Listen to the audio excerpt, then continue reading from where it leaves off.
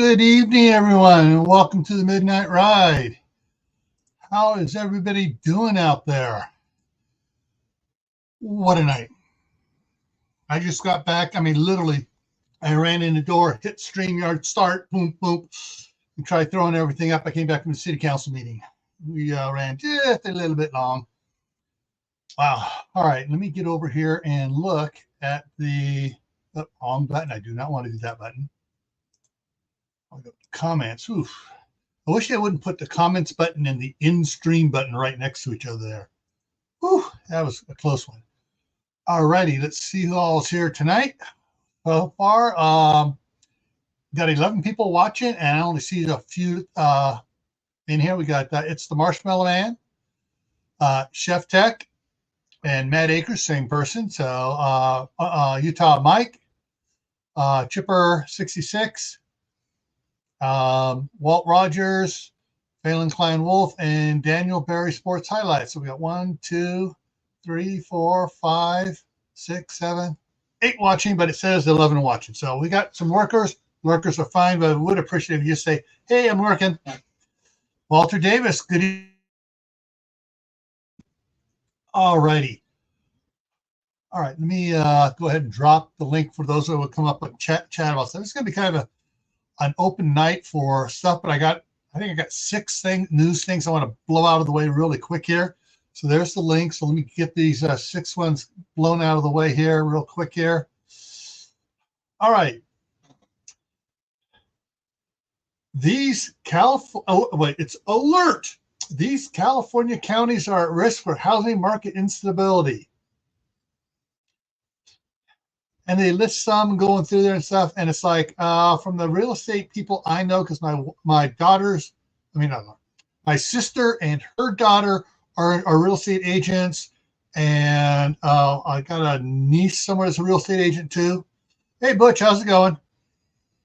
It's more just these counties listed because they're freaking out over some of the counties that are having problems with the stuff coming up. So the housing bubble is going to pop in California, and it's going to go eastward. All right. So last Thursday, I talked about the United Airlines that had to make an emergency landing in LA. Back on March 8th, there was a second United Airlines flight that had to make an emergency landing.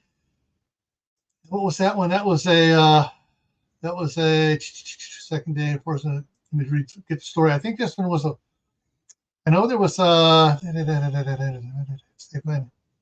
hydraulic system failure on this one. Okay. Then there was another one that lost the wheel. A third one that didn't make the news. And then Lee from Cold War Prepper said, hey, he heard that there was a window blowout. And that one did not make the news either on my feed. So they're trying to hide things. But there's 4 in the last 14 days. United Airlines flights had problems.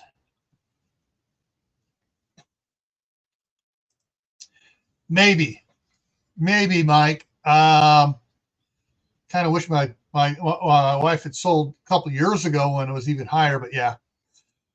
All right, let's see. Daylight saving times happened this past Sunday. There is a bill in California that's just the opposite of what the last bill was, saying, hey, to dump it, you stay on standard time.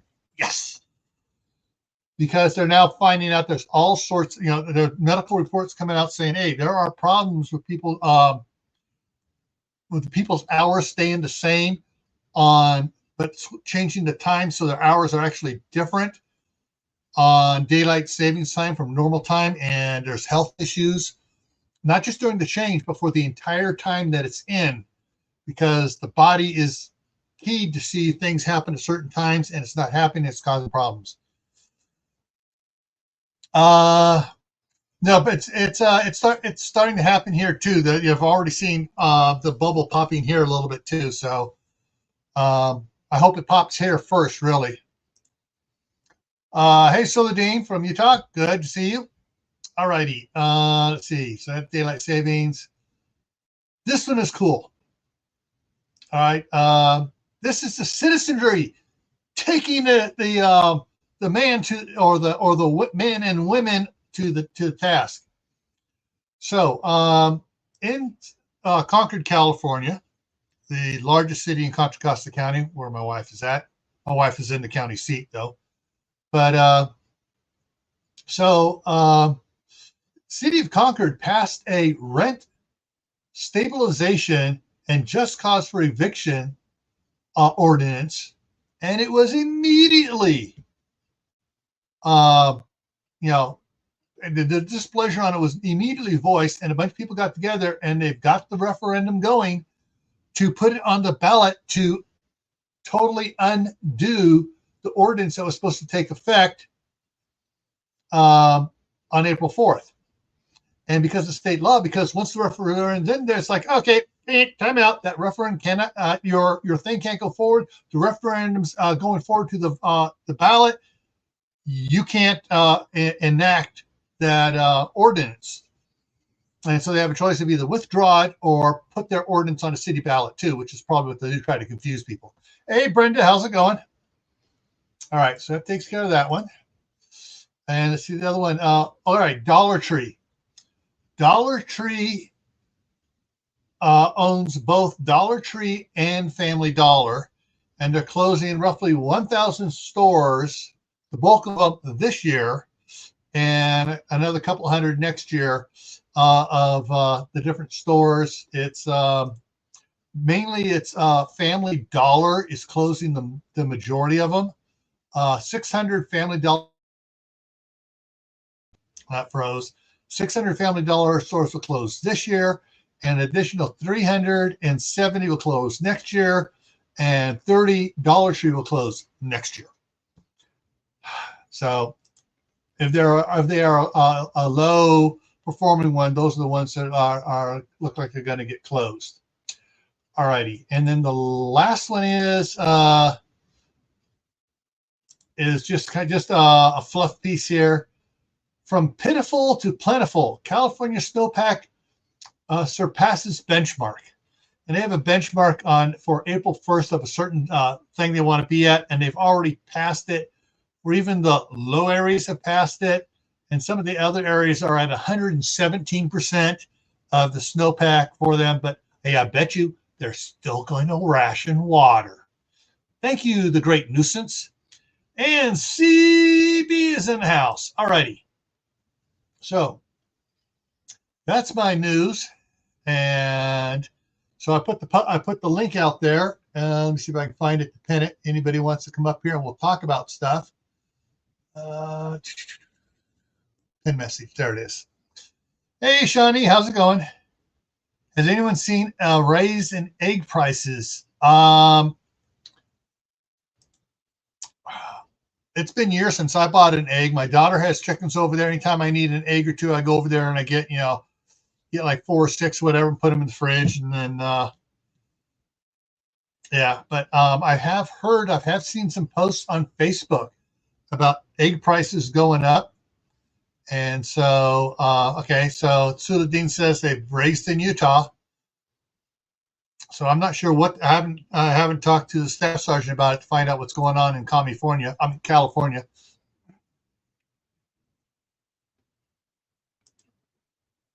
Yeah.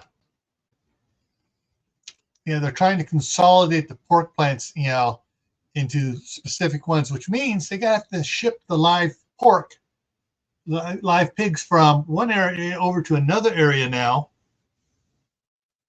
or they're just going to ship them over to the land of the Red Dragon. Yeah, I haven't bought an eggs in a while too. Yeah, going on a few years now. Yeah, there are several things going on with different food plants and stuff, and I know Tyson's involved in a lot of stuff that's like, okay, I'm going to probably stop buying Tyson chicken altogether. And yeah, well, as soon as the wife gets up here, we'll probably start raising our own chickens and processing them our stuff and sending them off to freezer camp.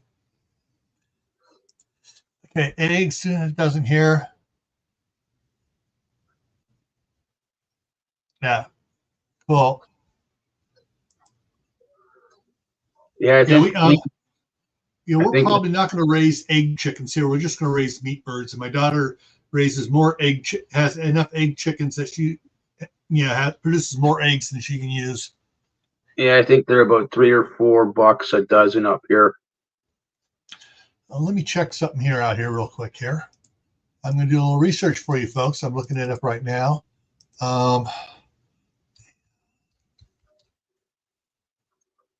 Albertsons, Idaho Falls. Let's see if I can find it there. Go to their website, see if it'll let me search prices here. Sometimes they don't. They're not. Albertsons is one of the ones that doesn't do the. I want to see how much this costs. I'll go check out Walmart here in a minute. I can go view Albertsons weekly ad and see if it lists what the prices of eggs are there. It's thinking. Yeah. We had a very interesting night tonight on there's the weekly ad at the city council meeting. The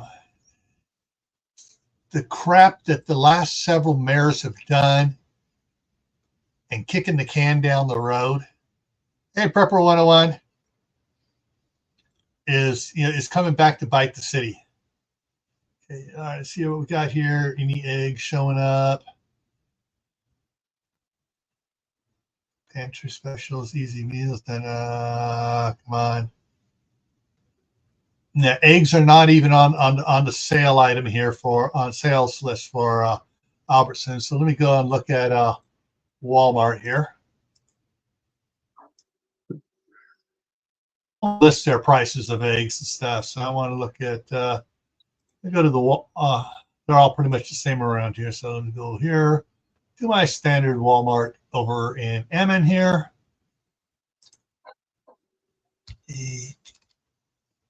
Eggs. Okay, we'll look at 12 count. All right, eggs at 12 count. There is $2.64 a dozen right now for the double grade A. The extra large white eggs are $2.96. The market side cage-free bird eggs, 12 a dozen, is $3.58. The great value brown eggs are $2.53, and that's the lowest one. Some of the other ones they have in here the price goes up to $2.42, $2.14, $3.12. And those are the dozens. Yeah, and then they go for the oh no, here's the highest one. Happy Egg Company organic range-free large brown eggs, 12 count, $5.32. Oh my goodness. Yeah. $5.32 for the organic range-free. Gee, I didn't know they were putting chemicals into eggs to make them non-organic. And then they go up to the 18s. So, but yeah. Yeah, ours is probably like $1 more, buck and change more up here. Yeah. Hey, Moon over Miami. But Lee, Cold War Prepper was saying, I believe he was saying it was in 6 months about. So that makes it August, September. But I should start seeing it in August, maybe as early as late July. I'll raise, there's Mark coming in, a raise in beef prices. So if you can get beef cheap right now, you got several options. 1, you freeze it. 2, you freeze dry it. 3, you can it. and get, cook, can it and then put it on the shelf, and then it's good for 5 years, at least 5 years on the shelf. Mark, how long does your freeze-dried beef last for? Anywhere up to forever. Yeah. They pretty much say it could be up to 25 years. Well, if you're buying freeze-dried beef from some company and you open it in 25 years and it's bad, you really think they're going to be in business to get your money back on it? The only one I know of that will still be in business is going to be Mountain House. Probably. But I mean, I check mine reasonably frequently. I mean, when I open up a tub to add something to it, I'll feel around, because if one of them starts to swell up a little bit, it didn't seal right, or it didn't lose all its moisture and it's done. So I just heave ho. I've wasted a few things with some bad practice that I've fixed. Yeah, anybody that cans, they're going to bound to lose a few cans of mason jars of stuff. That's true, Mike. Eggs always cost a little more before Easter. Which is kind of funny. When I was a little kid, we did hard boil, because we had chicken, so we'd hard boil the eggs and stuff and do all that, and color them and everything else, and do a bunch of them. Put a big old basket in there, and then Sunday morning we'd come up there and the basket's gone, or the basket's empty. It's like, what happened to all the eggs? And then there was a half-eaten carrot in the basket. Oh, the Easter Bunny was here, so now we got to go find the eggs again. I didn't like hard-boiled eggs, so it's like I'd see if I can collect more, and then I give them to my brothers and sister. Back in the late 70s, early 80s, growing up in northern New Jersey, we had a little store, pretty much the only one in town. You can go a couple towns over to the bigger stores. And about 2 days before Easter, they would put out a coupon to get your eggs for whatever the normal price was. And then because I think eggs were like, 29 cents a dozen back then. And they would literally change the price to $1 a dozen. That kept the kids from buying the eggs before Halloween to throw at people. It was pretty slick back then. It kind of made everybody angry. So we just bought eggs a week ahead of time. Yeah. Waste of food, but we know better now. Yeah, there's I see some problems going on with a lot of things here. Yeah, so later I may download the videos and edit them tomorrow from the city council meeting tonight. Oh man, I'm just like, oh man, I'm so ticked off at our last mayor and the mayor before him keeping information from the city council, because city council where members were like, no one told us about this stuff. What the hell's going on? And it was like, oh yeah, he was telling the mayor, and the mayor was supposed to tell you guys. But they had, all right, so they have we got 2 wells in the city. The primary well has a 10 horsepower pump on it with a variable speed on it to maintain 70 pounds pressure for the city. This is what comes out of the big tank. So they fill the tank up, and then they pressurize the lines. They have another well that just pumps into the tank, a submersible pump. There's 24/7 just pumping water into the tank to keep it full. And once it gets full, it turns off. When it gets down so far, it starts pumping again. So that's fine. But for the last several years, the stator engagement controller system has not been working on that 10 horsepower pump. So it's been sitting there not doing anything. And they could go in there and manually turn it on, but it wasn't doing its fluctuation and everything as it's supposed to. Well, they got it fixed since last meeting, and it's working, and it's running, and we've been running for the last month on it. But they can hear the bearing making noise in the motor, not in the pump, in the motor. And so, yeah, we're going to go ahead and get a motor ordered, so when it goes bad, we can just swap out the motor here and be back up and going. But then they have a 30 horsepower that when the 10 horsepower can't keep up, it kicks in. its theater control unit will not communicate with the main control unit in City Hall, because it's supposed to be able to communicate saying, okay, we're doing this, because it has been running for the last 5 years constantly. So it's been running for 5 years at full tilt, not doing any pressurization things. So its electronics got a memory burnt into it, so that it won't power down, it won't fluctuate like it's supposed to. And then there's the 40 horsepower, which kicks on in addition to the other two being on, to pressurize the city water to 80 pounds pressure when there's a fire for the fire hydrants. In the second well, there's a 40 that has the flexible on it that works, that will kick on and feed pressure directly to the city lines, not to the tank, trying to city lines if the others fail. But when we had our power outage here several weeks back, none of the generators worked for hours. Fortunately, the pressure of the water tank being full kept pressure up pretty good for the couple hours that it took them to get out there and get the generators running and get that 140 horsepower pumping. And then they got the other one running and got the 30 horsepower pumping. People, keep an eye on your city government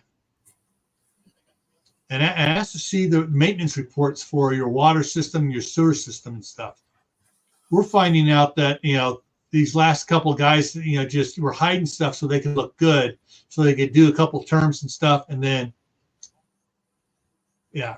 Anyways, yeah. Yeah, that happened up in Walkerton up here. I think back in 2000, the water treatment plant, they weren't testing one of them or something like that, and they got E. coli in the lines. It was a huge, huge deal. Yeah.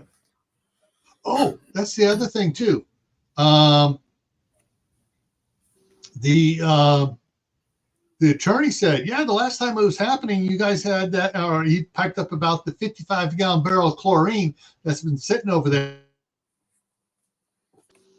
And then the new maintenance guy, who's still part-time right now, who's supposed to go part-time the first of the month, April 1st, said, yeah, I found out it's been there since I was talking to these Mountain West guys who are licensed managers of our water system.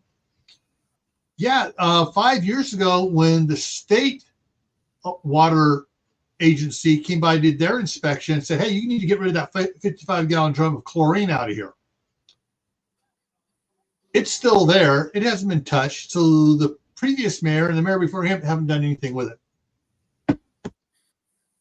Well, it's not even chlorine anymore if it's been sitting that long.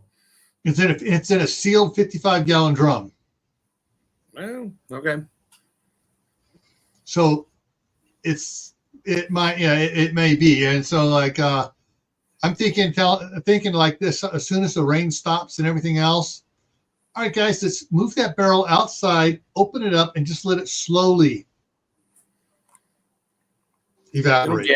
It'll gas off. Then every time it rains, it'll thin it down a little bit, and eventually they can just dump it wherever, because it won't be much but water with a little bit of pool. But if they let it off gas till it's gone, then they can just take the empty barrel to, if the barrel is dry, they can take it to the dump and they'll crush it and put it in the landfill. Okay, what we got here?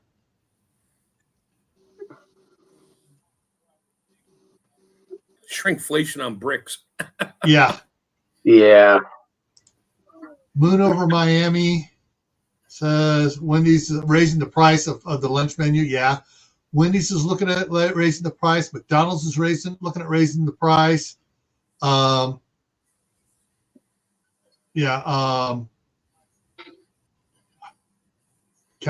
California is looking at raising the minimum wage for, come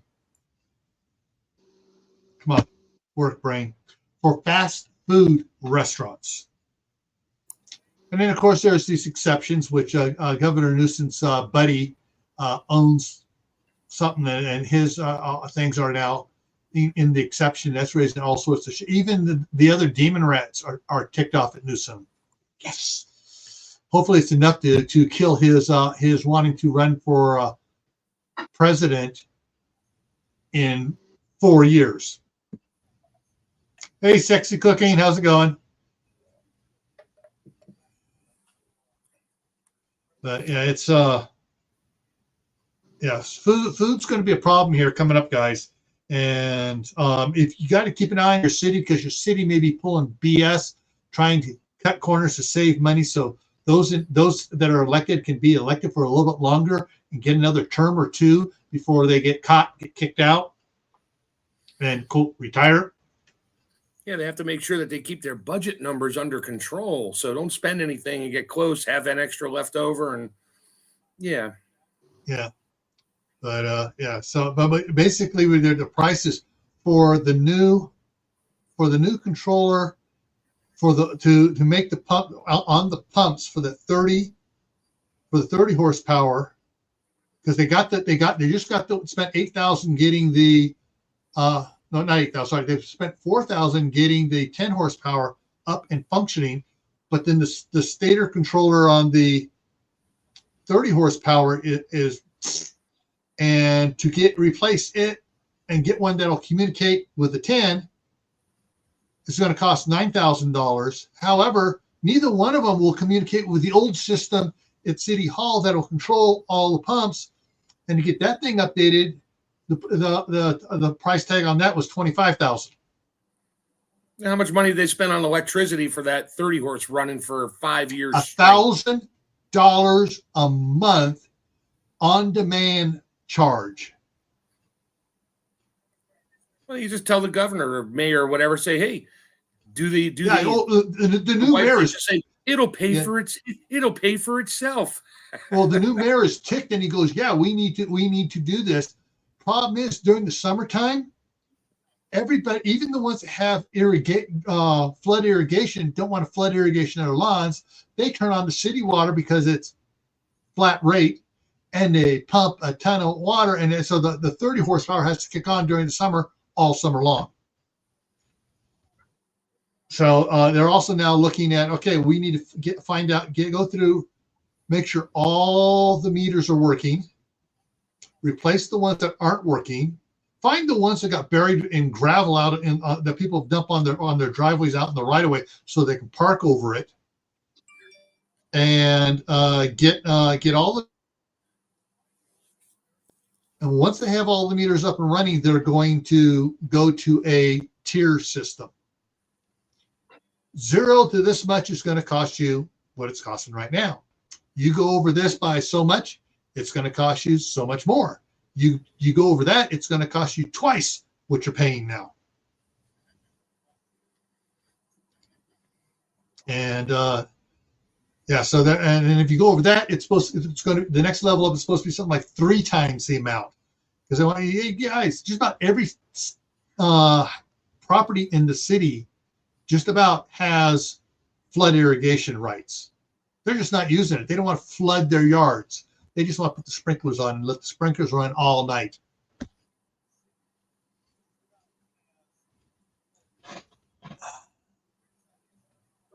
Yeah, you remember $20 an hour starting April 1st for fast food restaurants. And the exceptions and they snuck it in there because if the fast food, one of the fast food restaurants is called Panera. Yeah. And they do a lot of bread. Panera sells bread as well. And so they at the last minute on the ordinance they put in there, unless the fast food thing or restaurants are selling bread. Then you're a bakery, not a fast food. No, but it's a fast food, and it's a restaurant, but you can buy the bread and take it home as well. Extra, and that's one of the big thing about Panera.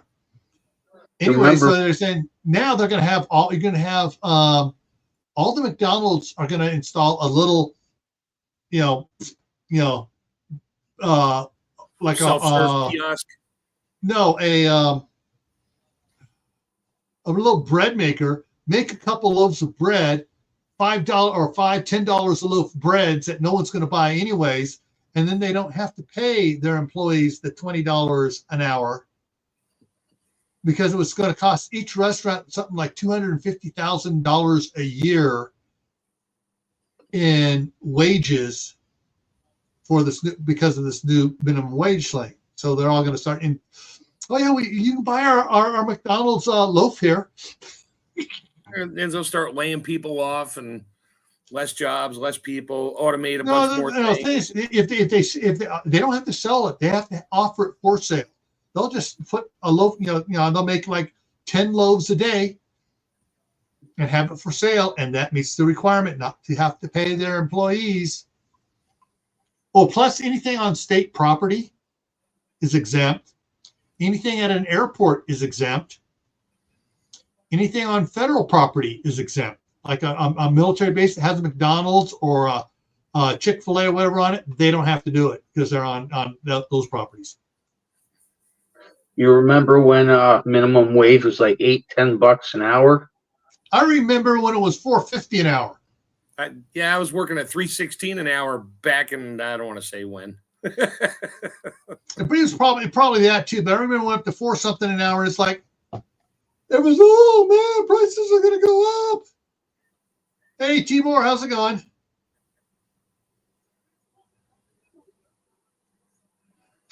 Bob Evans will sell you biscuits to take home. Damn sure don't make them in a bakery. Yeah. Exactly, checked off. Panera's owner is an old buddy of Gay Van Nuisance. And but he was saying, oh, he never talked to me about it. I did not put that in there. I have nothing to do with that. The legislature sent it to me, and I just signed it. I didn't know, I didn't I had nothing to do with that. It could have override my veto anyway, so I just signed it. It's like, what a chump.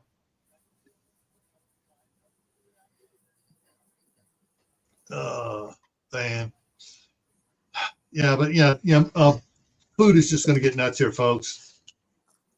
It's already getting nuts. Yeah, but it's going to get more nuts. Oh man. Well, the snow is just about completely melted, if not complete. I didn't check later this afternoon off the front half of the house. Most of the snow is melted off the patio cover, and I would say half the snow has melted off the north side of the house roof. Well, you better start saving that water. Oh, the snow is piled up like 2.5 feet tall, where it's been sliding off into. But see, I got water rights, and I have yet to use the water rights more than 10 days since I bought this house. And the other place, I haven't used it in the last 3 years over at the other place. What do you mean water rights to like drill a well? No, we got irrigation ditch flowing right through the property. I can pull water out of it 2 days a week, 24 hours a day. Haven't used it. So once I actually get a garden going over there and or just put out a bunch of I'm going to put out a bunch of ground cover in one area to try to get it going and get some peas and everything, just massive amounts there. I may be pumping out and putting the big spray, to cover the big areas, or I may pull till they get so tall. Then I'll just do flood irrigation over there. But what are you doing with some of those water containers? That's drinking water. Okay, because I was going to say, if some of them can't be used for drinking water, you could probably fill it up with eaves trough to do that. Yeah, it's just I got solar panels. I got 12-volt pumps. hook it up, and just pump the water. So why only 2 days a week? Hey, Joe. Because like I have it on this property here has it on Tuesday and Friday. The property across the street has it on Wednesday and Saturday. No, wait. Tuesday and Friday there, Monday and Thursday here. Phil on the other side of me has it Wednesday and Saturday. One of the houses up here has it Sunday and Wednesday.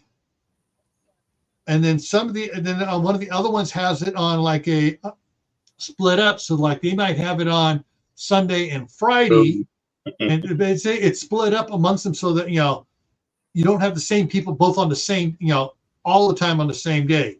But they're like, when I have mine on there can be two other people pulling. Well, I checked the other stuff and nobody else is pulling ahead of me other than one guy, and he's on different days than I am. Hey, MB Heritage Farms. Hey, Joe, Grow Big TV. Whew. Boom. Ba-boom. I think it's Joe. Is it Joe or Courtney? Because Courtney sometimes come on using that as well. But yeah, so it's, you know, and worst comes to worst during the summertime, I may put a couple of those tanks and get a couple more tanks, put them out there, and just fill them up with the water from the irrigation ditch, and then use the 12-volt pump with the solar panels to water the lawn. So my water bill for the city isn't going up, and do it that way, just, you know, water it that way. But worst comes to worst, I can take that irrigation water, run it through my UV filters and my sand filters, and it'll be just as good as the water coming out of the well pumps.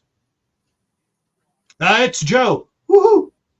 Now I got a question, Gil. Yeah.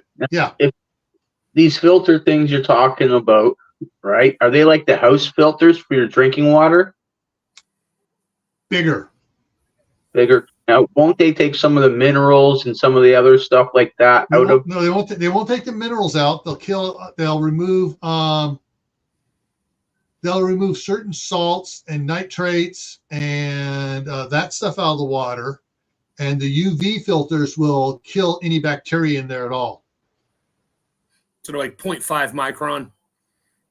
They'll kill any bacteria in there. No, the filter's like 0.5 micron. No, it doesn't go down. It's because it's a sand filter. It's like a 55-gallon barrel sand filter.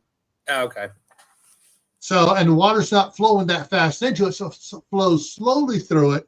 So it removes stuff, and then, you know, if I use it constantly, it'd be like every 3-4 years I got to dump the sand out and get new sand, put new sand in there. You can't flush it like a pool filter? It really, that big of a sand filter, it doesn't like it. It's just cheaper and easier. Dump it, get a delivery of sand and fill it up again. Can you put activated charcoal in the bottom to? I can put activated charcoal on top because it flows from the bottom up. Ah, gotcha. So I can put some batting material, which is turned out to be almost exactly the same as the filter fabric I was buying for when I was using it for my koi pond. I had put it in there, and then I can get 20 pounds of charcoal or whatever of the activated filter charcoal, and put it in, and on top of it, put another filter over the top of that, and then put the lid on it with the outflow on it. So it would, and then I put a little it's called egg crate material on top. It's like hexagon material, about 1 inch thick. Mm-hmm. It keeps it from floating up. It allows the water to flow through that last filter medium, and then go out the thing about pulling it all from one spot. And is that something you bought or you made it? I buy the components, but I put it together myself. Oh, cool. I had 4 of the 55-gallon barrels as part of my. I had 1 sand barrel, and then I had 4 what are called spaghetti noodle barrels, and it's different thicknesses of coarse plastic stuff around that's sprayed out into sheets, and I fill it up in there. And as the water flows through it, you put some activated certain special bacteria in there, and it grows on it there, and it just eats nitrates and stuff like that, and sounds like those matter from fish. Sounds like the bio balls you can throw in your fish pond, or exactly. your little mini pond. Yeah. And so basically, it would, the water that I tested coming out of all my filters. After we went into that, it went through the lava rock filters with the watercress and celery growing on it. And when it dumped back into the pond, I tested it. And it was cleaner than the city water. And didn't have any chemical additives. No chemicals added to it. The nitrates were practically zip. The nitrites were practically zip. I'm trying to remember the other. I had like 6 different chemical tests I was doing on it. It was all like, it was like cool.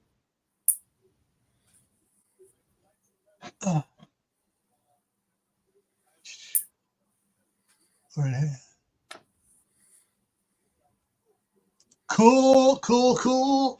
Excellent.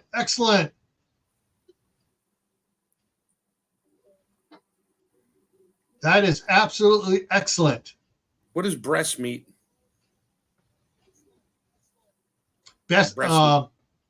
I think you're talking about beef. Grass-fed beef. Gotcha. I think. But they're growing it, naturally on their farm. So that could be awesome. And if it's local restaurants, there's not much of a shipping cost. Yeah, you can come pick it up. And it's like I'm not sure if they do the butchering themselves or they just have a butcher take it to the butcher butchers it up, and then they deliver it to the stores or the restaurants. So I don't know. But it would depend upon the farmer. Some of the farmers that I know up here, they don't sell to restaurants, but they do sell. But they're selling to restaurants here. So be selling to restaurants, they may have to run it through a butcher for health code. That's what I was. Approval. Yeah, that's what I was saying, because the farmers up here, even though they sell it out their door, they still sell it up to their butcher. They don't sell it to the butchers, but they take it to the butchers and the kill floor, so that all the health codes are being with a requirement, and then the farmers can go and pick it up, or they can be delivered. Some of them do that here as well. Others have their own. They sell a lot of beef, and they have their own butcher shop set up. And if they work in that butcher shop just about 24/7, it's kept clean anyway. So yeah, they probably got their own USDA internal audit thing for the stamp, so they can sell it legally. Yeah. So, but that is cool. Being able to sell off to restaurants. Woo! Oh yeah, for sure.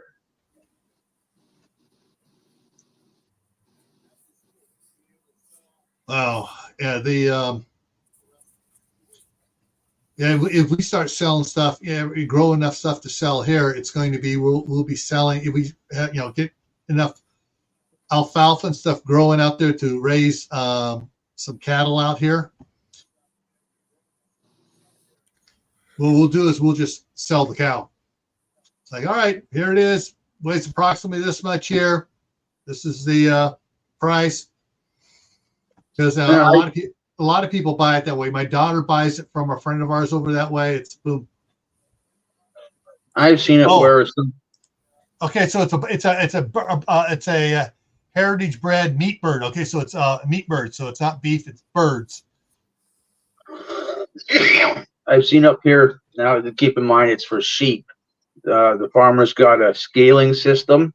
Yeah. 'Cause if they do any deworming, with the deworming, it's all weight based, right? So if they're doing deworming, the cows, you can have like a little chute thing, and you can have it so you put one through a time. Like you can have like 10 going through the chute, but one can go on the scale at a time.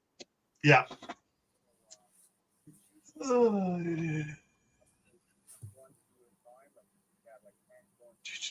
Let's see what's going on here. What is going on over that there? Oh, that's the problem. Looking at my other thing here, I forgot to reset. There we go. Now we're set back to the bottom there. Yeah. So this summer, plan to put in several fruit trees. Expensive one. We're going to get them in like the 15 or the 20-gallon tubs, and so they're good. And hopefully we'll be producing. They might produce this year, but they'll definitely be producing next year. You're going to leave them in the tubs, though. You're not going to plant them in the ground. No, the apricots, the peaches, the pears are going in the ground. Okay. Citrus ones, we're going to transplant them into the IBC totes. So the IBC totes that I've cut down to about 100 to 125 gallon tote size, we will plant in that, the citrus in that, and that way in the wintertime, that goes in the shop. They get Christmas tree lights on them and stuff, and decorate on them, and keep some grow lights that shine on them and stuff too. And then everything's on a timer and a temperature thing too. So unless it gets to a certain temperature, the Christmas tree lights won't come on, but the grow lights on them will come on for 8 hours a day during the off-peak hours. Yeah, my lemon tree, Gil, I just bring it in the house, and I don't even worry about grow lights. I just got it near a window. Mm-hmm. I know Howie just harvested lemons today. Yeah. Food Forest Permaculture, and his is in the house there too. But with the IBC totes, we want the trees to get to at least a certain size, so we get a certain amount of fruit off of each one. Yeah. So we because we got 4 grandkids across the street that love oranges. And we got a couple of them that like lemons, and my daughter likes lemons for cooking and for making lemonade. So, hey, weird question on you said the lights turn on during the off-peak hours. Do you have like a smart meter? Yes, we have it's a program we got on that from now we're on daylight savings time, so it's 8 so it's let's see, 11 p.m. to 8 a.m. now is off peak. So you pay less? Pay a lot less. That's when you charge all your batteries up to run your house during the day. That's going to be the plan, is get some battery backup for certain things, and have it so it charges up during the off peak, because the battery backup systems will charge up in 3 hours. Oh, cool. So, yeah. And then that'll run the refrigerators and the chest freezers and the computers. Everything. We'll put those things on. The regular lights and stuff, no, because we got LED lights in the house and stuff, and it's open the blinds and the lights up, and we don't have to use it so much. But so yeah, there's going to be some of the things as the staff sergeant has finally agreed to with this last power outage. Okay, we need to get this stuff there, because the power's out when I'm up there for 14 hours. I'm not going to be a happy camper. I go, hey, we can do the battery backups at an AI. And she goes, so she wants to buy some pre-made units. Well, the pre-made units we're going to get are going to be we can stack other batteries up and just, work with them as well.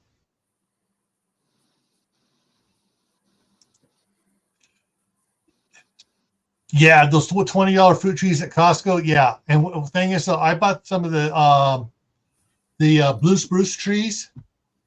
When they dug it up, they got them in like 15-gallon tubs or 10-gallon tubs. Half of what was in the tub was sawdust because they cut the roots so close and stuff. And I actually lost one of the trees. I took it back and said, hey, yeah, I said the others are doing okay, but this one here, it totally died. And so they've made it through this. This is their second winter. So they're finally, their roots are finally growing again, and they're starting to grow up. So.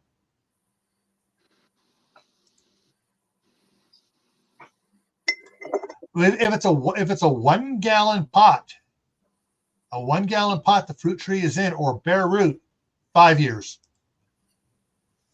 You might get one or two apricots on year 4, and 6, 7, or 8 on year 5. Then year 6 you'll have, whoa, we got a bunch. We can can a couple of quarts of jam. And then after that, it starts going nuts. The apple trees we had, the first 3 years on the apple trees, nothing. And then we started we got like half a dozen apples the third year, and the fourth year, and the fifth year we got, the 6 or 7 dozen, and then a whole bunch more the next year. By year 10, we were giving away as many apples as we could. Yeah, that's what I was about to say. The 2 trees that I bought, one of them came with apples on them, and very many. And the next year it doubled. Last summer it doubled, and I'm guessing because I paid about $75 a tree, and that was at a discounted rate because I bought 3 cherry trees as well too. But still, they got to be within 3 to 5 years when I bought them. For sure. Somebody want to throw MB Heritage's Farms link in there? So one of the moderators want to throw that in there? Oh, yeah.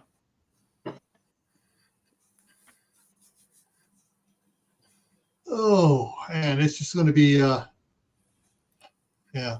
I'm kind of hoping that by the middle of the summer, my wife decides to say, screw it, sell the house in California, come up here. And then, once she comes up here and we move everything up here, and I don't got to go back to California anymore, then I'll just go ahead and I'll get like a job up at Home Depot or over at Wally World, something simple, just to have a little extra income. And get ourselves some 4-wheel drives that we can drive in the wintertime. Heck, I may even go over to Idaho Supreme, that's almost walking distance away, and get a job over there just to supplement stuff. But I don't think I can see you Gil, the Walmart greeter. yeah, it'll probably be Gil, the loss prevention guy.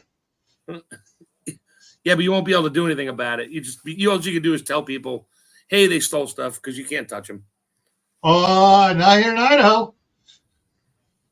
A little different up there, huh? Yeah, it's not California.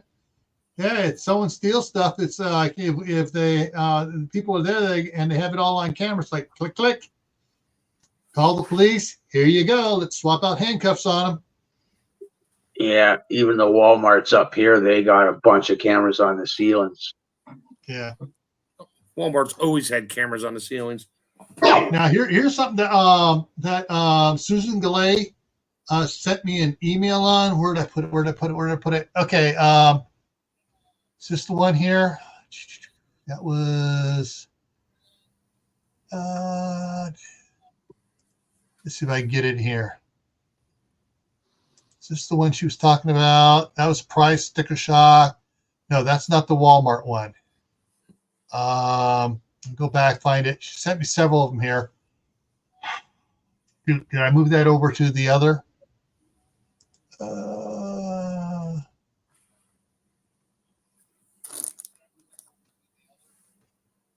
Yeah, here it is. Okay, so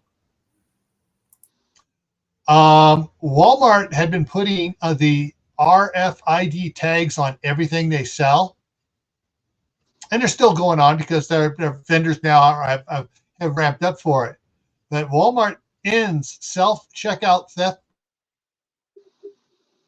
What this was working as was for the people who sell, if they didn't scan everything, as they got near, not at the exit, but near it there, beep, beep, beep, beep, beep, beep, beep, and they would stop the people, and it would say what was in there that they didn't scan, because each RIFD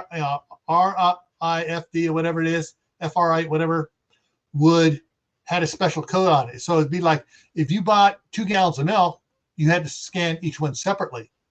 Otherwise, the one went off because it had its own special code in it. And so you bought 4 loaves of bread.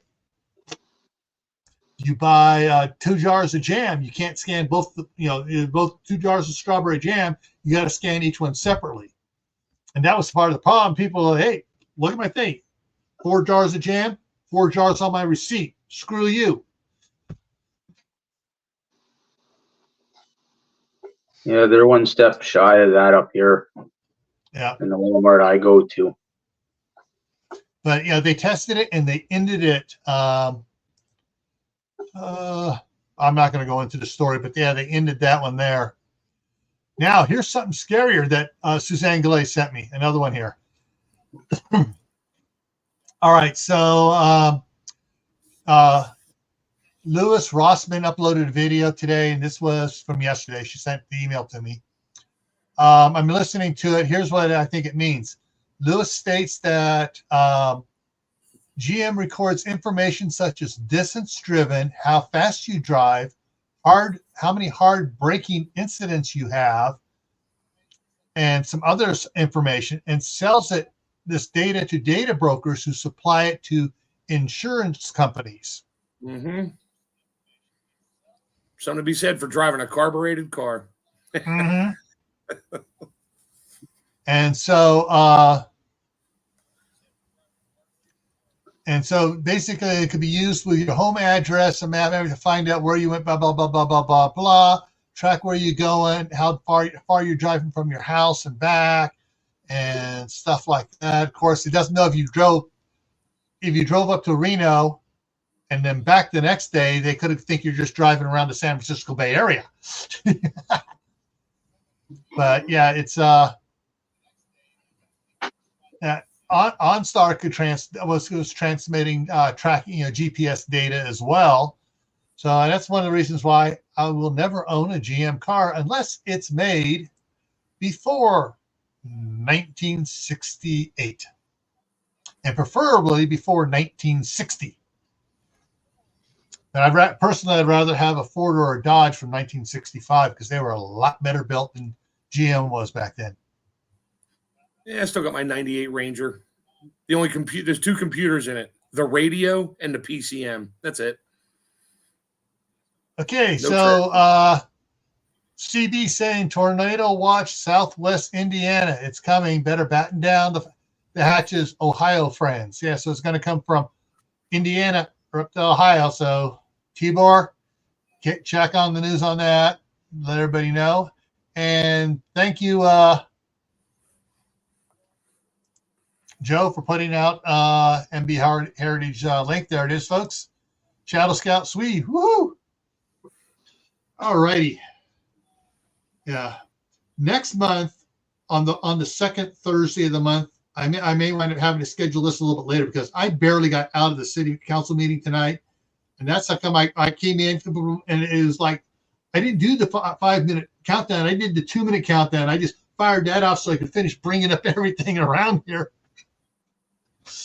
But yeah. So tomorrow I'm going to be editing the videos from city council meeting so you can see what was going on. But yeah, I did my little presentation to the city council tonight about making a requirement for anybody doing excavation on city property, such as the right-of-way next to the streets or in the streets, and doing proper compaction, not just pushing the dirt in, wheel rolling it, and leaving. because when they did that in front of my house, it's settling down in it. So rain gets down in there and everything, it's going and it's lowering. It's lowered down at least that much, and I've thrown more rock on it too. So, hey, Shampoo, how's it going? Yeah. So, and when I explained everything to him, I thought, and the same thing goes. You get someone putting it in a new sewer hookup, and they have a clean out, and that clean out is on city property, which they have on some of them to put a clean out to keep the lines, so they can come in and keep the lines clean without going onto the property there, onto the person's property.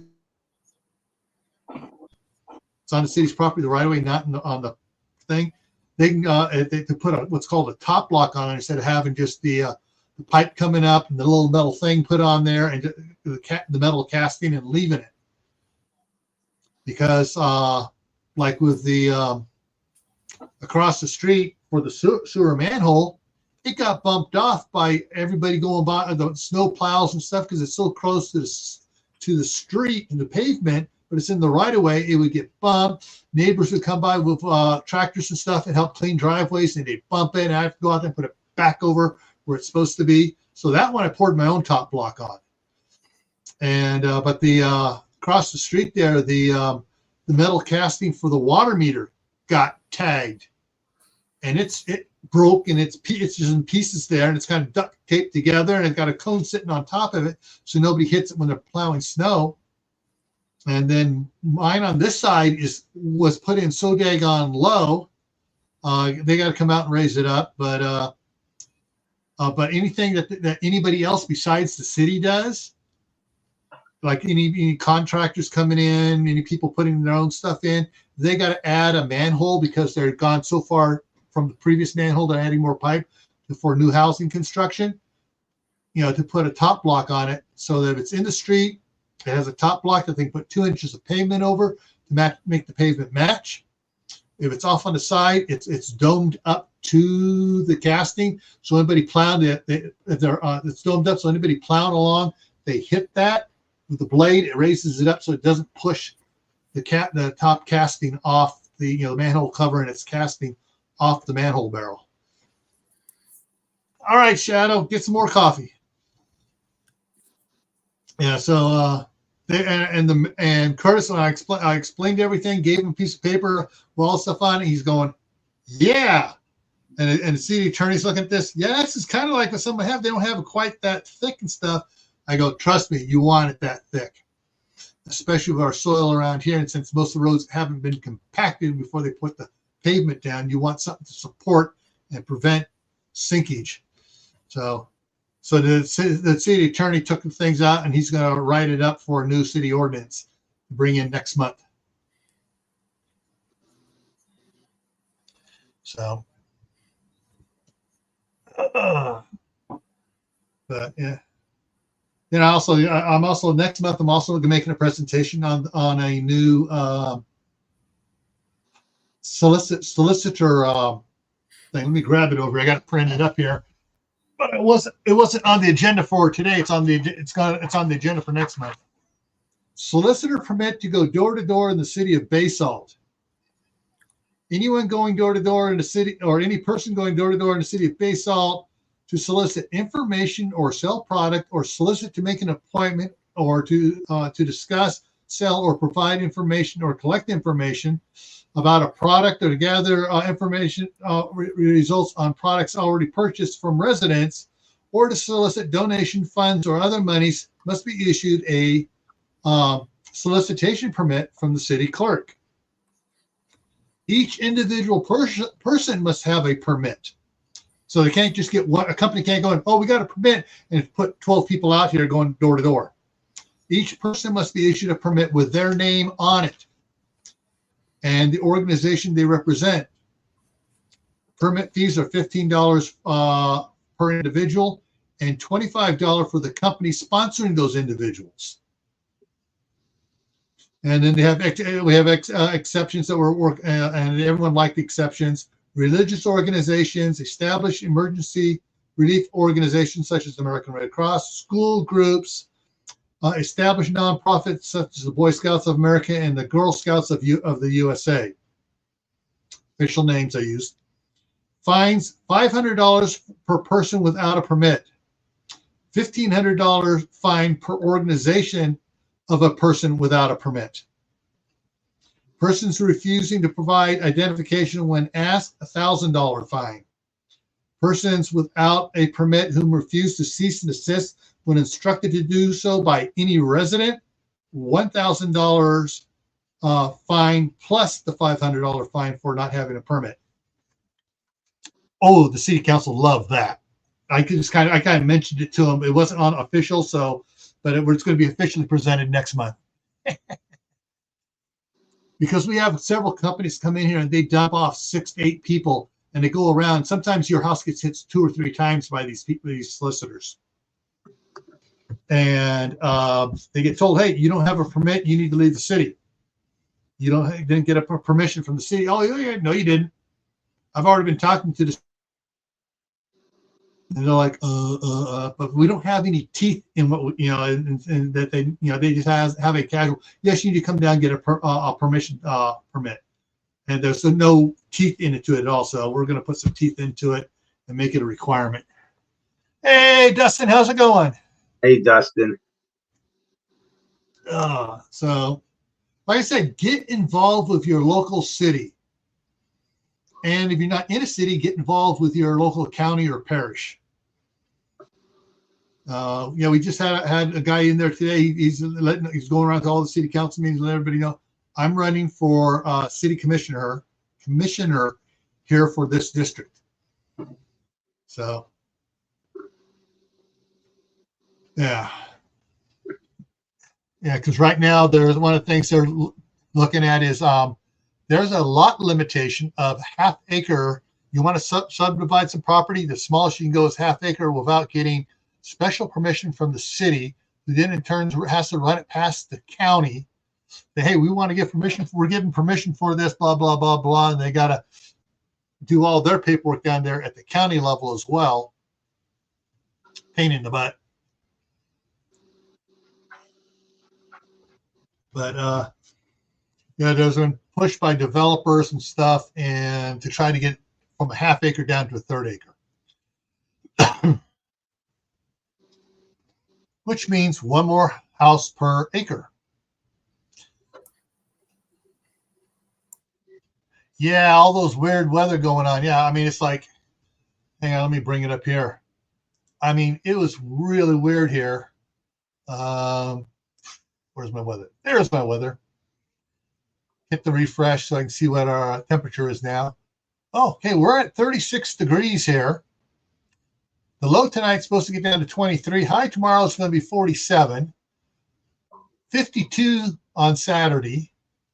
55 on Sunday. 57 on Monday. And all the lows are still below freezing. That was Monday, 57. So Tuesday is 58. Our low is finally above freezing.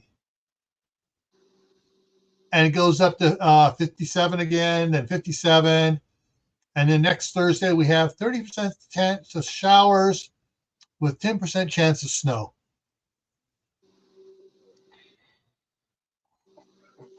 Yeah.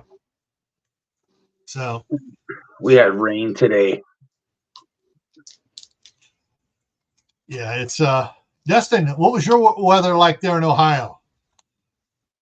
And if you didn't see, CB put out a thing that there's a tornado warning for, I'm scrolling back trying to find it, southwest Indiana. And the direction it travels is towards you.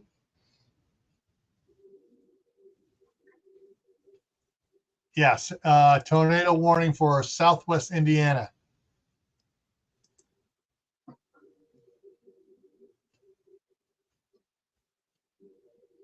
Oh, and there it is. A Mansfield area report. A very large tornado is moving through at 40 miles an hour. Homes will be destroyed. Ouch. How far is that from you?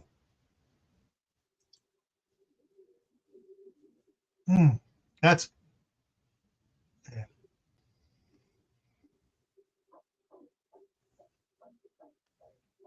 if I was building a house in Tornado Alley,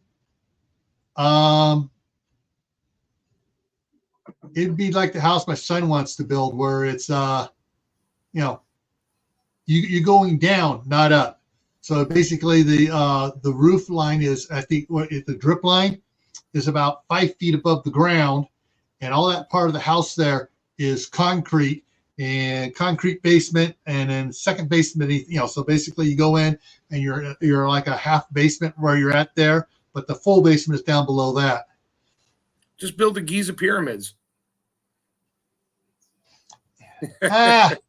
Too expensive to get those big blocks of granite brought in. The granite's not that far, but still getting it cut and moved in here, yeah.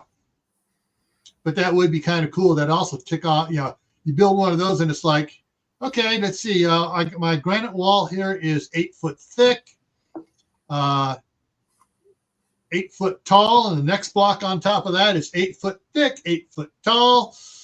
Go ahead and fire your rifles at it. Go ahead, try crashing your car into it. I got a howitzer. Oh, that won't work either. You got an Abrams. That ain't going to work either. It's going to take about. You need a bunker buster. Yeah. But yeah, no. I mean, that's one of the reasons we opted out of a part of this the Midwest out there, was because of the tornadoes. Earthquakes we can handle. Yeah, earthquakes come, you don't feel it, boom. But your house is built right, it's just going to shake a little bit, and you need to pick a few things up. If it's built right.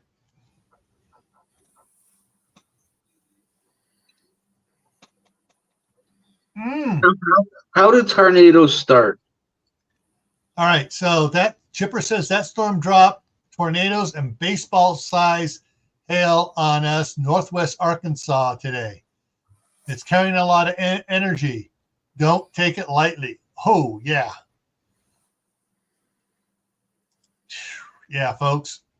Yeah, never take the weather lightly, because it can also change. What was that movie? The movie with was that Bill Pullman or Bill Paxton? And what's her name? Shoot. Was it called Twister? Yeah. Twister, yeah. Cow. Another cow. Oh, wait, that was the same cow. And it had Wesley in it. As You Wish. See how many people realize what actor I'm talking about. Or if you prefer, unlike other Robin Hoods, I talk with an English accent.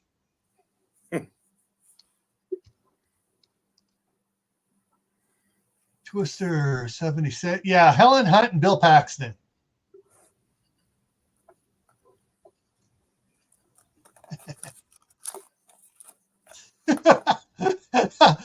Look, the cow. Oh, a tractor. A tractor. Holy crap, it's a tanker truck. Is that a cow? Bus. No, it's the same cow. Yeah. School bus. I like that movie.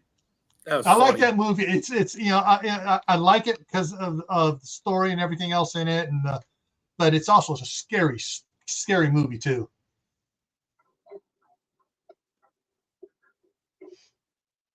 Yeah.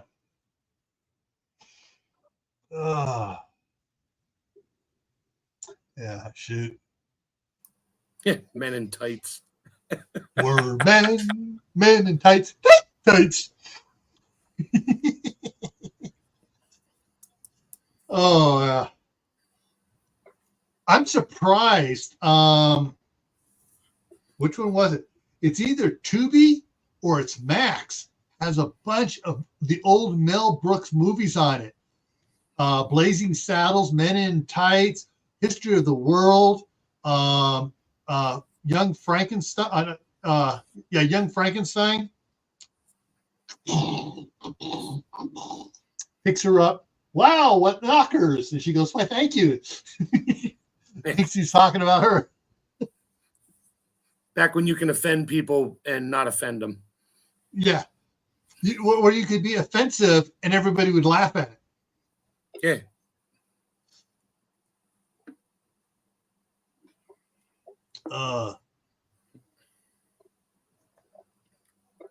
Oh man. All right. Anybody have anything else they want to talk about here? Let's see here. I'm just waiting on canning sausages and hot dogs. Hang on. So we'll get that one open again. There we go. Hang on here.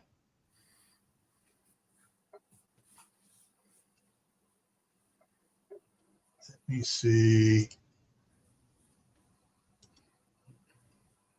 That open. I got to check that. My computer shut down on me and did a forced Update. And it's showing me two topics for, two things for my Excel spreadsheet. So the Word document's all saved automatically. But this one here, the text canning, I'm comparing the two here. Okay, that's so there was no changes to it, but it opened it as a saved document rather than saying, oh, the original one's here is good. So make sure everything there's there. Okay, so all right. I remember when that camera moved behind you, you can hear it surround sound. Yeah. Yeah, when you could joke and people weren't offended, they actually laughed. All righty. So coming up here. Tomorrow night on Camp Patton Family Compound is Ides of March. And I'm going to talk some history stuff. I'm going to talk a lot of military history here. And I'm going to be reviewing some videos. You're going to laugh your butts off on it from the Fat Electrician.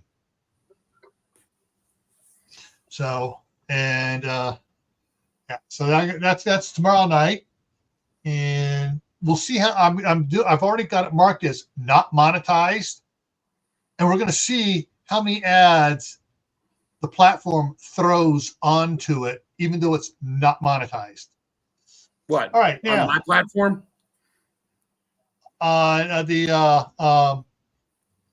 The one that has a little red icon with the arrow, play arrow. Yeah. Oh yeah. Yeah.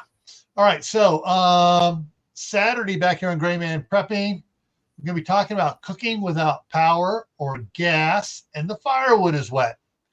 And gas is both propane and natural gas. So how we're going to talk about, and it's raining, so you can't use your sun oven. Monday on Camp Patton Family Compound, the topic is canning hot dogs and sausages, including kielbasa and all those other, delicious big sausages. Oh, yes. Let's see. Tuesday on Grayman Prepping for Tactical Tuesday, how a worldwide famine can affect you. So we'll talk about that. And then, of course, next Thursday, we'll be back here at 10 o'clock Eastern for the midnight ride, because it's midnight in Rio de Janeiro. Woo! Unless, of course, Rio de Janeiro went on daylight savings time. I doubt it.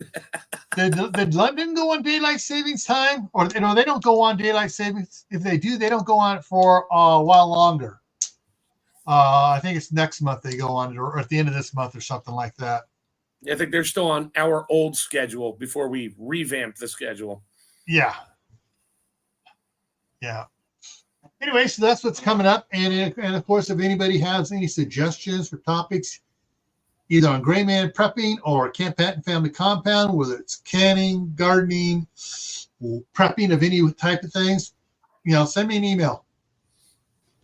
I got several more here that were from people that sent stuff in here, including I got two from Rachel Knight coming up here. And I got one from another one coming up from Suzanne Galley. The one from Suzanne Galley is Fast Food, Fast Death. Rachel Knight sees that about taking care about making sure you're taking care of your pets well. against fleas, ticks, mites, lice. And the other one from her is temporary kids tattoos to keep them safe. So, it's another one about keeping your kids safe. Things you can do besides teaching them situational awareness, but things that you can do to keep them safe in case they get separated from you, how they can get back to you. So those are coming up in a month or so. But hang on. That was when I was 7, I was diving in mud puddles to practice diving, and a tornado hit our backyard. My mother thought I was lying when I told her 20 minutes after it happened. It was in all the news outlets. Yeah. Crazy things happen. All right, everyone. Thank you for coming in the side chat. Thank you for input. Thank you for the update on the weather, guys. Lewis and Mark, thank you for coming up here and helping me out up here. Yeah, And no everyone, problem. remember, stay happy no matter what life throws at you, including tornadoes or hail. Stay safe. Don't go out and play in a tornado or hailstorm. And watch Keep out for adding to your flying preps. cows. Watch out for flying cows. Keep adding to your preps: water, food, medicine, clothing, raincoats, and learn a new skill this month. Okay. See you later, everybody. Have a Thanks, good Phil. night.